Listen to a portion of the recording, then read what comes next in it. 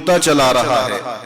یہ مناظرہ جو ہے وہ بہت سے ہمارے علماء کرام کرتے چلے آ رہے ہیں، اور جتنے بھی وہابی، دیوبندی، تبلیغی، قادیانی سب سے مناظرے ہوتے ہیں، لیکن آج تک جو ہے ان کی آبادی گھٹی نہیں ہے، بڑھ ہی رہی ہے۔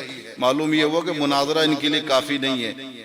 میرے نانا صدر العلماء علامہ سید غلام جیلانی محدث میرٹھی رحمۃ اللہ علیہ نے ایک موقع پر فرمایا تھا، جب وہابی میرٹھ میں آئے مدرسہ اسلامیہ میں، اور سوال کیا علم غیب کے حوالے سے، تو آپ نے فرمایا کہ مناظرہ جو ہے وہ بھی تمہیں کافی نہیں ہوگا، کتابوں کے دلائل بھی تمہیں کافی نہیں ہوں گے، بہت سی کتابیں بھی موجود ہیں، لہٰذا اب جو ہے تم سے مباہلہ ہوگا، اور آؤ مسجد کی مینار پر دونوں چڑھتے ہیں، میں یا اللہ کہہ کے چھلانگ لگاتا ہوں، تم یا غوث کہہ کے چھلانگ لگاؤ، جس کا مذہب سچا ہے وہ زندہ رہ جائے گا۔ یہ مباہلہ ہوتا ہے، تو وہ تو بھاگ گئے۔ ایسے ہی ایک گستاخ نے چیلنج کیا اور بکواس کی، تو اس کے خلاف علامہ مفتی سلمان ازہری کھڑے ہوئے اور انہوں نے چیلنج کیا مباہلے کا کہ آگ جلائی جائے، تم بھی آؤ میں بھی آتا ہوں، جو زندہ بچ جائے گا وہی سچا ہے، اسی کا مذہب سچا ہے۔ تاریخ شاہد ہے، آج تک نہیں آیا وہ۔ بہت سی ہوائیں اس نے کھا لی، جیل کی ہوا بھی کھا لی اس نے، لیکن آج تک وہ آیا نہیں۔ یہ اس عالم دین کی بڑی خدمت ہے، محافظ ناموس رسالت حضرت علامہ مفتی سلمان ازہری۔ دل سے دعائیں نکلی کہ مولا تعالیٰ ان حضرات کو سلامت رکھے، کہ ایسے لوگ آج بھی ہماری صفوں میں موجود ہیں جو باطل کو للکار دیں اور بتا دیں کہ کمزور نہ سمجھنا۔ تو میں زیادہ وقت نہ لیتے ہوئے، چونکہ یہ جمعہ کا دن ہے، وقت بھی مختصر ہے، لیکن حضرت جو ہے وہ اب تشریف لا چکے ہیں، اور یہ انٹروڈکشن چونکہ فرسٹ ٹائم موریشس میں آئے، یہ بہت ضروری تھا۔ بس آپ حضرات دل لگا کر کے سنیں، اللہ تبارک و تعالی سب کو عمل کی توفیق عطا فرمائے۔ آئیے بلا کسی تاخیر کے حضرت کو دعوت خطاب دینے جا رہا ہوں۔ نعرہ تکبیر، نعرہ رسالت، حضرت علامہ مفتی سلمان ازہری زندہ۔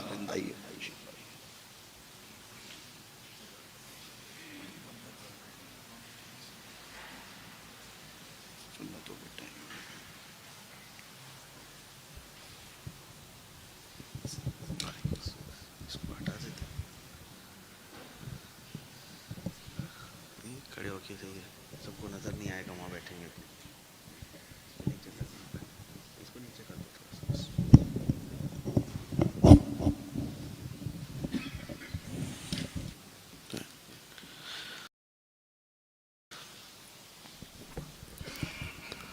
برادران ملت اسلامیہ، السلام علیکم ورحمۃ اللہ وبرکاتہ۔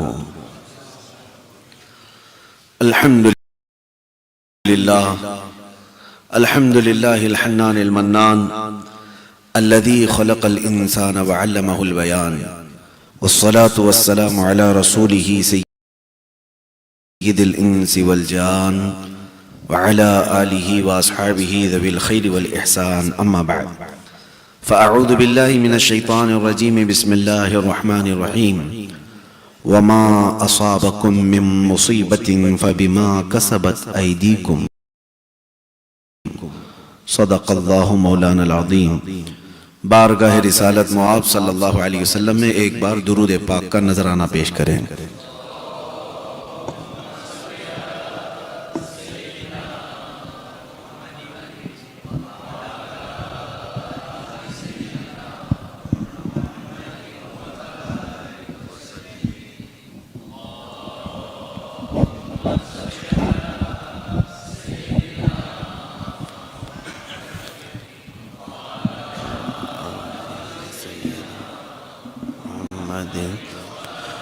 وسلم۔ میں مشکور و ممنون ہوں آپ کے ہر دل عزیز خطیب و امام حضرت علامہ مولانا سید غلام محی الدین صاحب ادام اللہ اقبالہ اور اہل موریشس کے غیور سنی عاشقان رسول،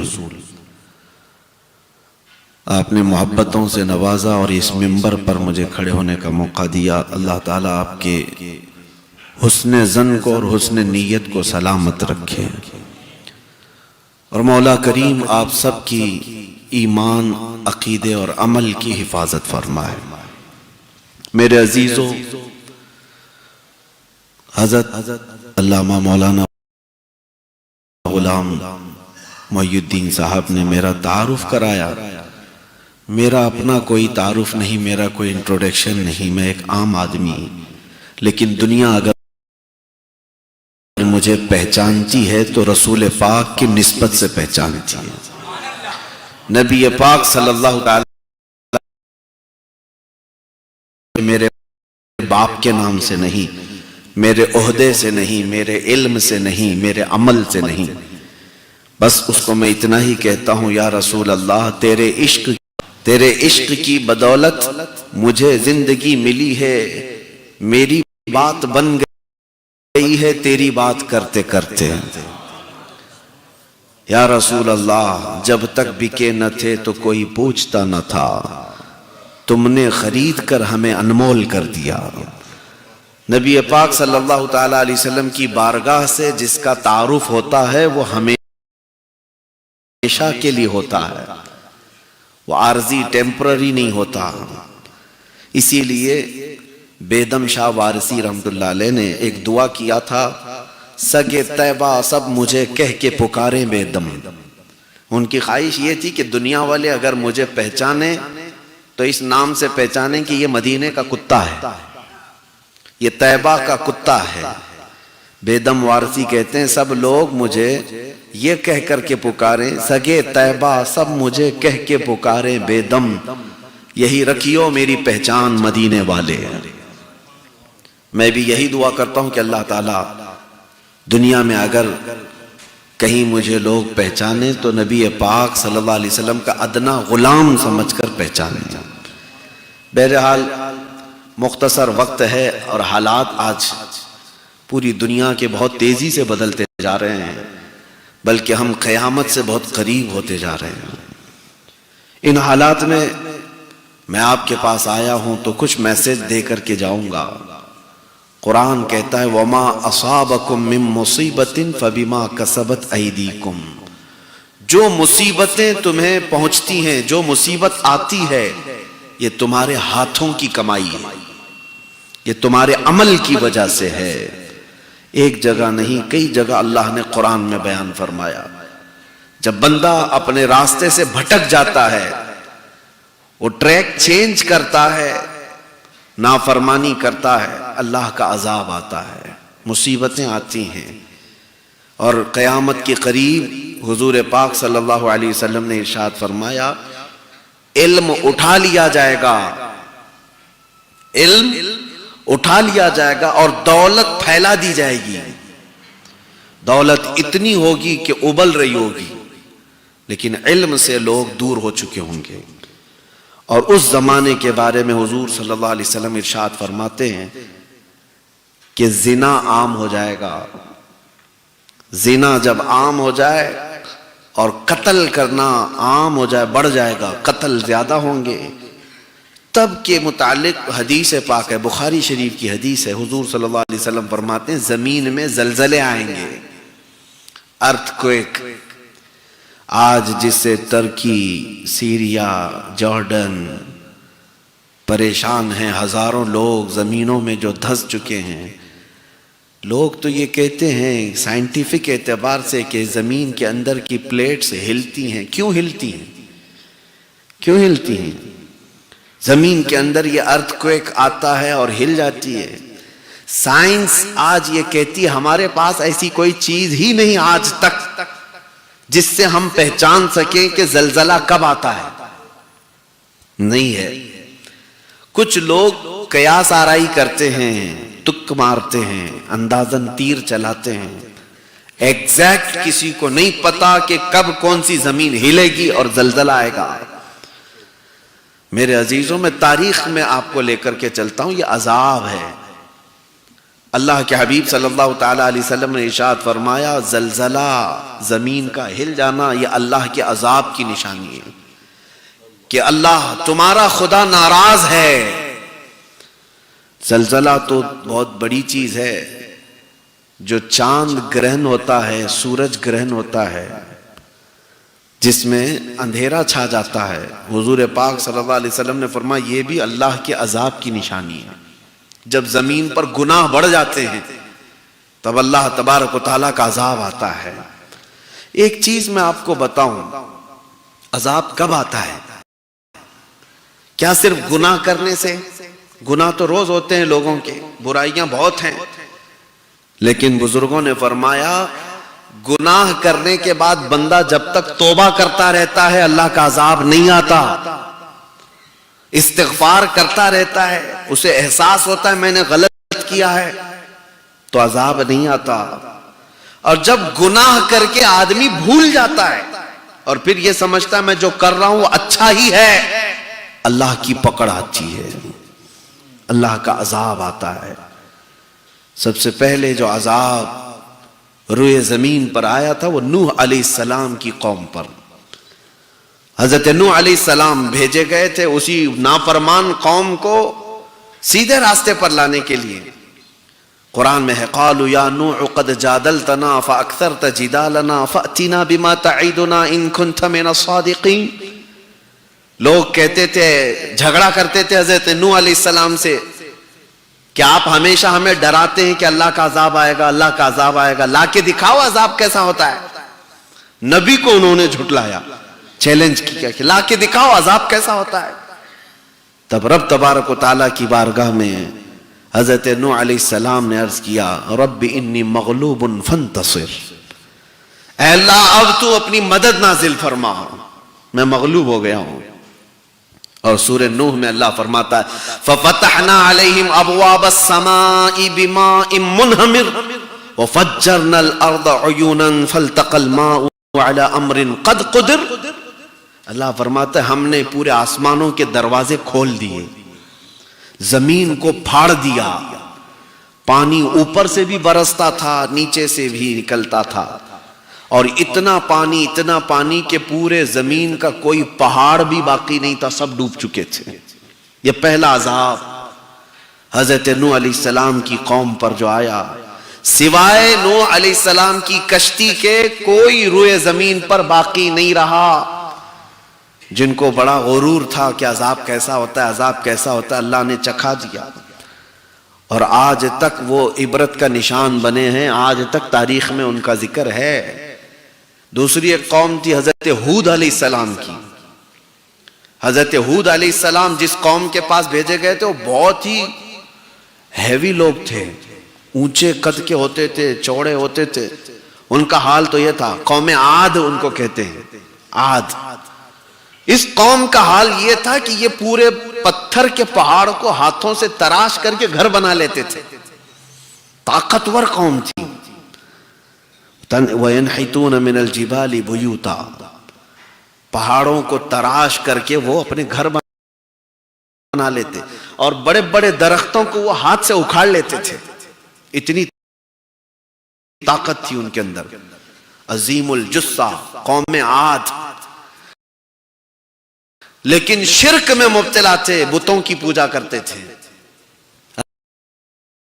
حضرت ہود علیہ السلام نے انہیں روکا کہ تم اللہ کی نافرمانی میں مبتلا ہو، تم شرک اور بت پرستی میں ہو، باز آ جاؤ۔ کہ کہتے تھے ہمیں کوئی ہلاک کر سکتا ہے، تلاش لیتے تھے پتھروں کے، انہیں ڈر نہیں تھا کسی بات کا۔ تب اللہ تبارک و تعالیٰ کو یہی چیز ناپسند ہے، آدمی جب غرور میں آتا ہے، گھمنڈ میں آتا ہے، تکبر کرتا ہے۔ ان پر اللہ نے کیا بھیجا؟ قرآن میں فَأَرْسَلْنَا عَلَيْهِمْ رِيحًا صَرْصَرًا، ہم نے ہلا دینے والی ہوا بھیجی، ہوا آئی تھی بس، اور ایسی ہوا آئی تھی کہ یہ جو بڑے بڑے جسم والے جو انسان تھے ہوا میں اڑنے لگے، جیسے پتا ادھر گرتا تھا، ہوائیں انہیں اڑا اڑا کر ایسے ہلاک کر دی کہ ان کے جسموں کے ٹکڑے ٹکڑے ہو گئے، وہ کہیں بچ نہ سکے۔ قوم عاد، حضرت شعیب علیہ السلام کی قوم، ان کے اندر نافرمانی کیا تھی؟ یہ ناپ تول میں کمی کرتے تھے، یعنی سامان گلہ دینے میں چیٹنگ کرتے تھے۔ شعیب علیہ السلام نے ان سے کہا فَأَوْفُوا الْمِكْيَالَ وَالْمِيزَانَ بِالْقِسْطِ وَلَا تَبْخَسُوا، برابر یہ حرام ناجائز طریقے سے لوگوں کو دھوکہ مت دو۔ تو وہ مذاق کرتے تھے، اور اللہ تبارک و تعالی نے اس قوم کو کیا عذاب بھیجا؟ ان کا تو حال یہ تھا، انہوں نے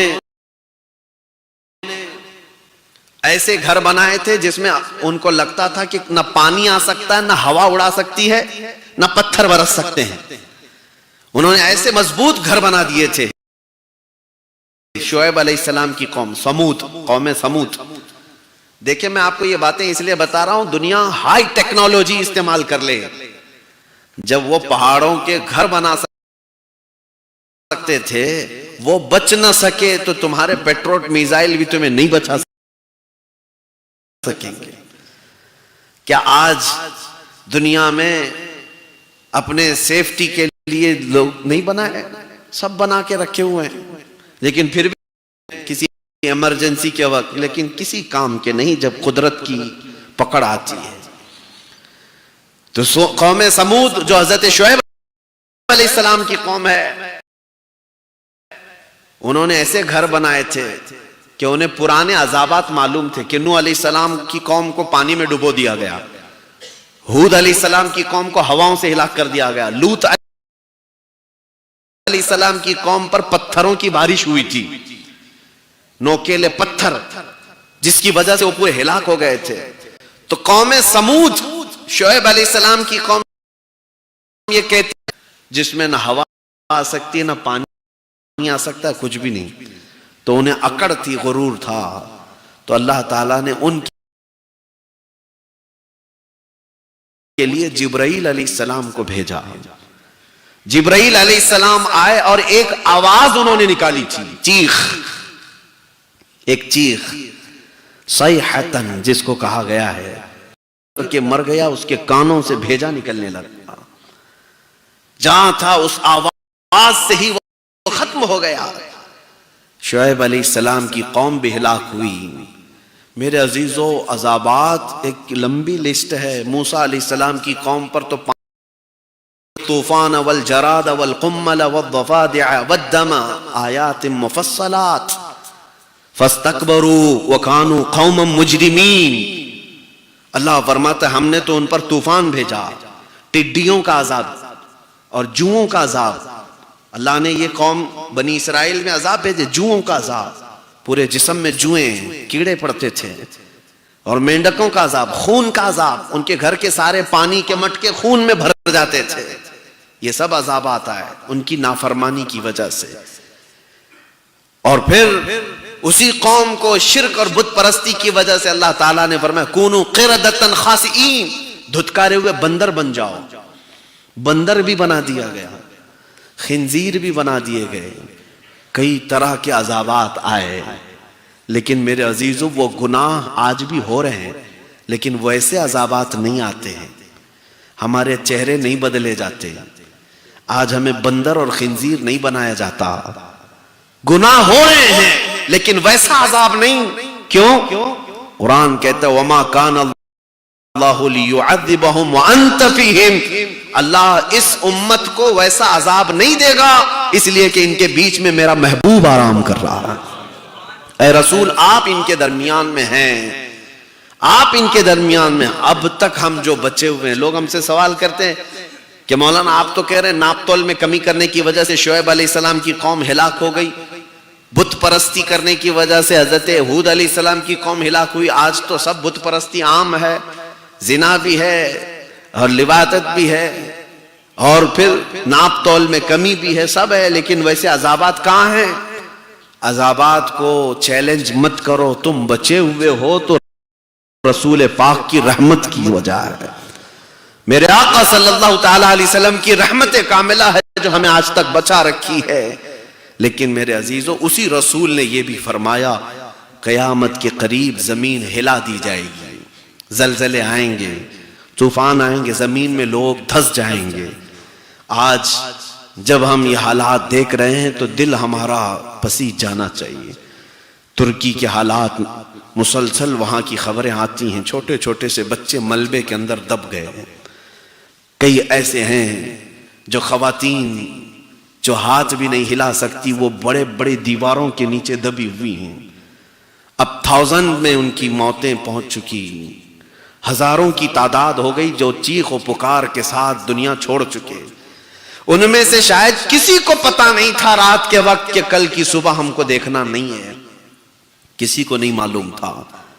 اسی لیے میرے عزیزو، ہم آج یہاں بیٹھے ہیں، ہم میں کسی کو نہیں معلوم کہ کل کی صبح ہماری ہوگی بھی کہ نہیں ہوگی۔ ہماری زندگی کا خاتمہ کہاں رکھا گیا ہے؟ لا تدری نفس بأی ارض تموت۔ اللہ فرماتا ہے کوئی بھی شخص یہ نہیں جانتا کہ کس زمین میں اس کی موت آنے والی ہے، کب وہ ختم ہونے والا ہے۔ اسی کو میں میسج یہ دینا چاہتا ہوں کہ ہمیشہ الرٹ رہو۔ ہماری زندگی بہت تیزی سے ختم ہونے کے قریب ہے، آخرت ہمیشہ کی زندگی ہے۔ یہ دنیا میں اگر تم 90 سال 100 سال، اس کے بعد کیا ہوگا؟ مرنا ہے، جانا ہے، اللہ کی بارگاہ میں حساب ہونا ہے۔ اور وہ حقیقت کی زندگی وہ ہے، ایک بار جو جنت میں چلا گیا وما اس سے کوئی نہیں نکالا جائے گا، وہ ہمیشہ کی زندگی ہے۔ میرے عزیزو، میں اپنی گفتگو کو مختصر کرتے ہوئے آپ کو بتاتا ہوں کہ ہم دنیا داری میں ایسے مصروف ہو گئے کہ آخرت کی فکر کم ہو گئی لوگوں کو۔ اتنے بزی ہو گئے کہ انہیں اندازہ بھی نہیں کہ ہمیں ہمیشہ کا جو عیش ہے وہ جنت کا ہے، ہمیشہ کا عیش جنت کا ہے۔ مجھے یہ بتاؤ، آپ اگر اپنی پوری زندگی لگا کر کے بھی اپنی زندگی میں کتنا بنا سکتے ہو؟ کتنا بنا سکتے ہو؟ کتنے بڑے محل بناؤ گے؟ جاؤ دنیا لوگے۔ یہ بھاگ دوڑ تو ہم دیکھ رہے ہیں دنیا کی، آج کوئی فرسٹ نمبر پر ہے، کل کوئی سیکنڈ نمبر پر آ جاتا ہے، وہی کبھی گر کر کے پھر نیچے چلا جاتا ہے۔ یہ بھاگ دوڑ تو چل رہی ہے، لیکن پوری محنت کے ساتھ بھی تم دنیا میں کتنا بنا لو؟ پوری دنیا تو نہیں خرید سکتے۔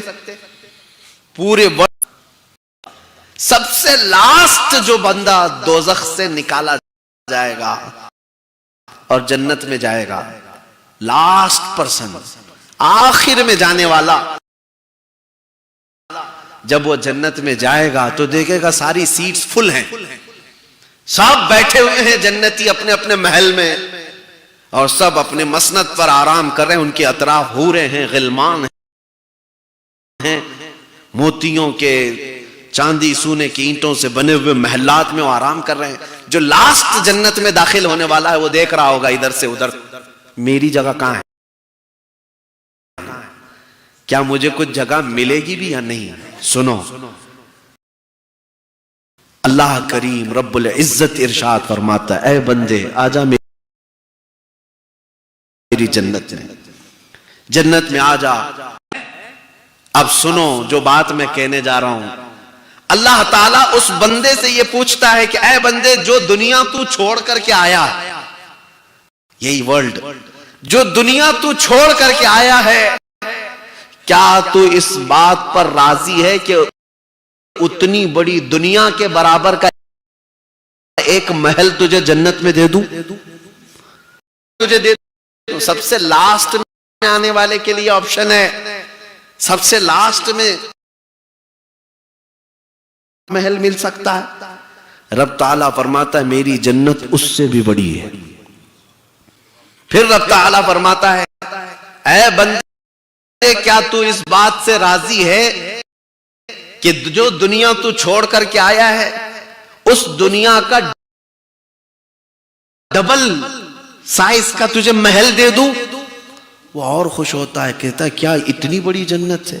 اللہ فرماتا ہے اس سے بھی بڑی ہے، میری گنا بڑا محل کو بتاؤں۔ اللہ کریم حکم دیتا ہے فرشتوں کو، جو دنیا یہ چھوڑ کر کے آیا اس دنیا کے 3 گنا بڑا اس کو محل جنت میں دیا جائے۔ جو سب سے لاسٹ جنت میں گیا اس کا یہ حال ہے، جو پہلے جا چکے ہوں گے ان کو کیا ملا ہوگا؟ جنت کی نعمتیں حقیقی نعمت ہے۔ اسی لیے میں کہہ رہا ہوں تم ناک زمین پر رگڑ رگڑ کر کے بھی اگر کما لیے تو پوری دنیا تو نہیں لے سکتے۔ اصل ہمیں جو ملنا ہے وہ جنت میں حقیقت ہے، ہمیں آخرت میں جو ملنا ہے وہ اصل ہے۔ اس لیے اعلیٰ حضرت فاضل بریلوی رضی اللہ تعالیٰ عنہ فرماتے ہیں کہ یہ دنیا کا حال یہ ہے، شہد دکھائے زہر پلائے، شہد دکھائے زہر پلائے۔ دیکھیے اس لیے اعلیٰ حضرت فاضل بریلوی رضی اللہ تعالیٰ عنہ فرماتے ہیں کہ یہ دنیا کا حال یہ ہے، شہد دکھائے زہر پلائے، شہد دکھائے زہر پلائے۔ دیکھی بھالی ہے، جو اس سے دل لگایا وہ اسی میں رہ گیا۔ مولانا جلال الدین رومی رحمت اللہ علیہ لکھتے ہیں مثنوی میں، مثنوی شریف میں لکھتے ہیں کہ ایک شہد کا قطرہ، شہد جانتے نا ہنی، گرا ہوا تھا زمین پر، ایک چونٹی آئی اس کو چکھنے کے لیے، سائیڈ سے کنارے سے تھوڑا سا چکھا اور جانے لگی، پیٹ نہیں بھرا، واپس آئی۔ لالچ ہے چونٹی کے اندر میٹھے کے لیے، میٹھا جہاں بھی ہوگا چونٹی آ جاتی ہے۔ پھر دوسری طرف سے آئی، وہاں سے تھوڑا چکھی، پھر گئی، پھر آئی تیسری طرف، پھر آئی چوتھی طرف، سائیڈ سے شہد کے قطرے کو وہ چکتی رہی، ٹیسٹ کرتی رہی۔ پھر دل میں یہ خیال آیا کہ شہد کے بیچ والے حصے میں کتنی مٹھاس ہوگی، میں تو سائیڈ سے لے رہی ہوں، اوپر جا کر کے دیکھتے ہیں تو شہد کے اس قطرے کے اندر گم ہوتا ہے نا، چپکتا ہے، تو چونٹی اوپر سے ٹیسٹ کرنے کے لیے چڑھ گئی، پورے ہاتھ پیر اس میں چپک گئے اور اس کا منہ بھی چپک گیا۔ مولانا جلال الدین رومی فرماتے ہیں وہ چونٹی شہد کے لیے اوپر تو گئی لیکن اس کی موت ہو گئی، وہاں سے نکل نہ سکی۔ فرماتے ہیں یہی حال دنیا والے کا ہے، کبھی وہ سوچتا ہے تھوڑا مال یہاں سے لے لوں، تھوڑا مال یہاں سے لے لوں، لیتا لیتا لیتا پھر وہ سوچتا ہے بڑے بڑے لوگ جو بنگلوں میں فخر کرتے ہیں وہاں کیسا ٹیسٹ ہوگا، وہاں جا کے دیکھتا ہوں۔ تو دنیا میں بڑھتا جاتا ہے اور یہ دنیا اسے ایسا گھیر لیتی ہے، موت آ جاتی ہے، توبہ کی توفیق نہیں ملتی، توبہ کی مہلت بھی نہیں ملتی، وقت بھی نہیں ملتا۔ اس لیے میرے عزیزو، اس دنیا کو اعلیٰ حضرت نے سچ فرمایا، شہد دکھائے زہر پلائے۔ حقیقی زندگی میرے مصطفیٰ کے قدموں میں ہے۔ نبی پاک صلی اللہ تعالیٰ علیہ وسلم کی غلامی میں جو لطف ہے وہ کسی زندگی میں نہیں ہے۔ دیکھو بلال حبشی سب چھوڑ کر کے آئے اور مکہ والے انہیں مارتے بھی تھے، گھسیٹتے بھی تھے، لیکن میرے مصطفیٰ کی غلامی میں جب آئے مقام کیا ملا؟ جب مکہ فتح ہوا تھا تو جانتے کعبے کی چھت پر کس کو چڑھایا گیا؟ بلال حبشی کو چڑھایا گیا، تاکہ دنیا کو یہ بتایا جائے کہ جو رسول کا غلام ہوتا ہے وہ کعبے کے اوپر بھی پہنچ جاتا ہے، اس کے قدم خانہ کعبہ کے اوپر ہے۔ اسی لیے ہم نے یہی دیکھا ہے زندگی میں، جو حضور کی مصطفیٰ کریم صلی اللہ علیہ وسلم کی وفا کرتا ہے وہ ذرہ ہو تو اللہ اسے تارا بنا دیتا ہے، وہ اگر قطرہ ہے تو اللہ اسے سمندر بنا دیتا ہے۔ آئیں ہم اللہ کریم کی بارگاہ میں توبہ و استغفار کرتے ہیں، مولا ہم سب کو گناہوں سے توبہ کی توفیق عطا کرے اور عذابات سے اللہ ہماری حفاظت فرمائے۔ جو ہولناک عذابات آئے اور جو ترکی، سیریا، جارڈن وغیرہ کے غریب مسلمان یا جس طرح بھی لوگ جوجھ رہے، مولا ان پر رحم کرم فرما دے۔ اے اللہ ان کو جو انتقال کر چکے ان کی بے حساب مغفرت فرما دے اور جو آج زخمی ہیں اللہ انہیں شفا عطا فرما دے، اور پوری دنیا کے مسلمانوں کو مولا تو اپنے رحم و کرم میں جگہ عطا فرما، تیرے حبیب پاک کے سچے غلام بنا دے، زندگی میں بھی عزت عطا کر، اور آخرت میں میرے رسول کے جھنڈے تلے ہم سب کا حشر فرما۔ وآخر دعوانا ان الحمدللہ رب العالمین۔ السلام علیکم۔ آگے آ جائیں، پیچھے سے آگے آ جائیں، اور جنہوں نے سنتیں نہیں پڑھی